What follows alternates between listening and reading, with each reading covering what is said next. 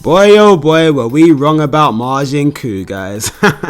So following all the build up we got to the creation of Majin Ku, I thought that he would be around Super Saiyan 2 Goku level. He would take on Tamagami 1, defeat him, get the Dragon Ball, and then end up going up against Goku. Goku would need to go Super Saiyan 2 and perhaps they would be around about equal, and then he would go Super Saiyan 3 and defeat him. So that was my thought. And I also posted a little poll on my channel asking my community how strong do they think Majin Ku will be, and the options I gave was Super Saiyan 1 level, Super Saiyan 2 level, Super Saiyan 3 and Kid Buu. And the majority of my community voted towards Super Saiyan 3 Goku and Kid Buu level, and I received a number of comments, some people stating that Goku would need to go Super Saiyan 3 to beat him. There were some people that stated that he would be around Buhan level, so we'd need Goku and Vegeta to fuse into Vegito. There were some people even stated that it was stated in episode 9 that Majin Ku was stronger than Kid Buu, and that wasn't stated at all. And I made sure to respond to those people and say that wasn't stated. So many people were making up a bunch of stuff and in the end we were all wrong, guys, because it turned out that Majin Ku was an absolute dud, people. So the beginning of the episode actually kicks off straight away with Majin Ku before Tamagami 1 about to scrap with him, and I was actually surprised that there was no delay. We just got straight into the thick of it. But literally a few seconds into the fight, Majin Ku just seemed so clowny and goofy. Like his fighting style was just so weird, so clowny, and I was just like, what the hell is going on here, guys? And you know, he was throwing out a bunch of attacks, but nothing was working against Tamagami 1, you know, and it was almost like a slow builder. He was trying out all the tricks in his arsenal, and I was thinking, you know, eventually something would tell, you know, something would work against the Tamagami, but you know, he huffed and he puffed and he just couldn't blow that house down, man. And in the end, he didn't even scratch the Tamagami. And in the end, Majin Ku actually gave up. He said, I can't beat you, you're too strong, I give up.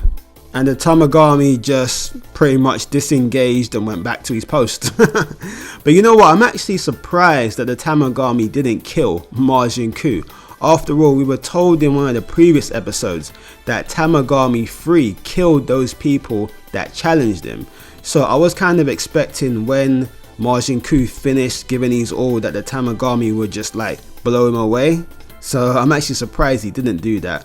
But I am happy Majin Ku survived, because even though it was quite the disappointment, I actually still liked Majin Ku. You know, I liked his goofy, funny nature. It was quite endearing, you know.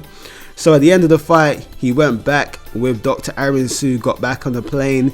She wasn't happy. She was quite shocked at how he just gave up. And she pretty much said, you're useless and you're fired, basically. And you know, he defended himself and said, like, give me a break, you know, I am actually really strong, but that guy, the Tamagami, is just too strong. And I'm actually surprised that Arinsu didn't like bite off his head more and, you know, just chew him out a lot more. But I guess it's because she's used to dealing with failures. You know, it was stated that she tried and tried so many times to create a strong, formidable Majin, and in the past none of them were even stronger than her. So I guess she was just used to it at this point. So I guess ultimately it's back to the drawing board for Dr. Arinsu. Other than that, we didn't really get that much action at all for the remainder of the episode.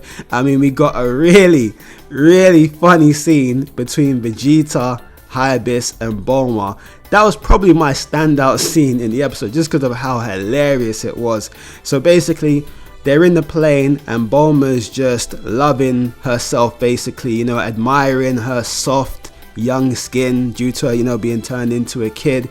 And even Hyabis was complimenting her, saying, you know, you've got really soft skin. And he actually started coming on to Bulma saying, hey, I should make you my wife, which isn't the best thing to say with Vegeta sitting right behind Bulma. And Vegeta just freaks out, all jealous, husbandy like, and, you know, threatened to beat up Hyabis. which was just absolutely hilarious. But Hibis, being the character he is, he was just super chilled about it, and Bulma just sitting there all flattered, and she even stated that she'd prefer to stay as a kid because she likes being a kid due to looking all young and having soft skin. And Vegeta was like, no, he hates being a kid. But Bulma said, alright, you can turn back into an adult and I'll stay as a kid. But Vegeta responded back at saying, no, you're turning into an adult when I'm turning into an adult. Which I thought was really cute. And then Hibis made another joke saying, oh, I know why, it's because you like big boobs, don't you? So I guess Vegeta just more attracted to Bulma as an adult, man, as you'd expect. So that scene was hilarious. I literally rewinded that scene like so many times just because of how funny it was. So for me, that was my standout moment of the episode.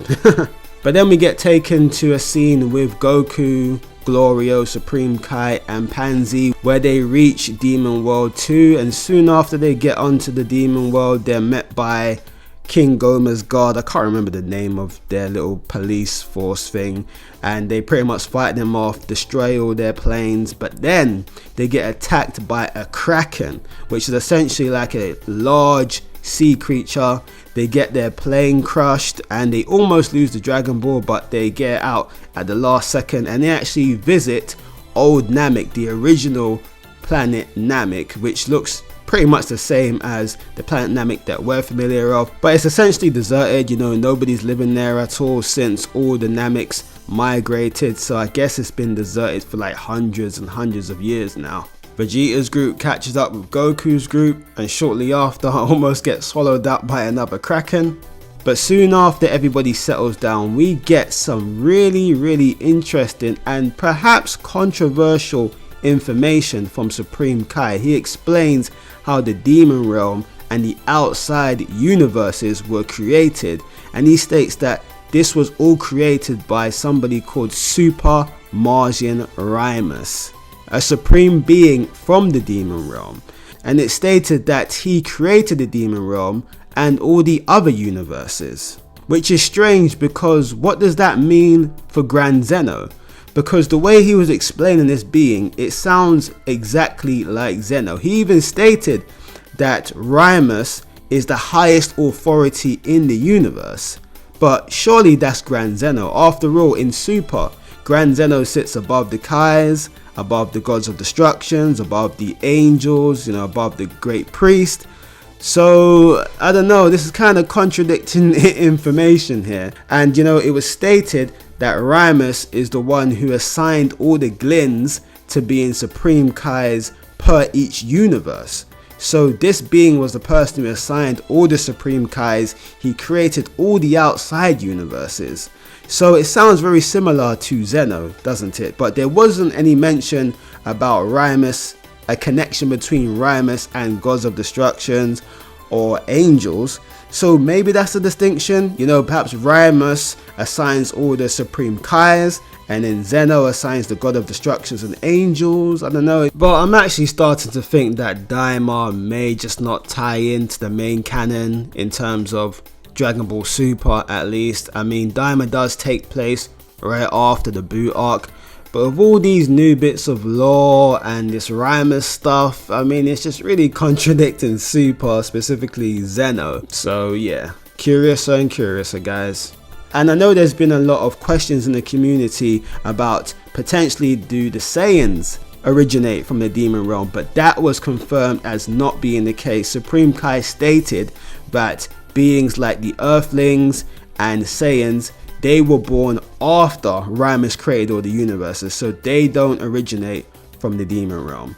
So yeah, it was a pretty quick explanation, but it leads to a lot more questions which need to be answered soon, hopefully soon. But other than that, by the end of the episode, the whole gang, Goku, Vegeta, Piccolo, etc., they set off in a plane to Demon Realm 2 to take on the second Tamagami. Although in the preview we actually see Vegeta fighting the first Tamagami, so I'm curious to see how that turns out. But let me know what you guys' thoughts are on this episode in the comment section below. If you liked my review, please do drop a like, subscribe, and I'll catch you beautiful people in the next one.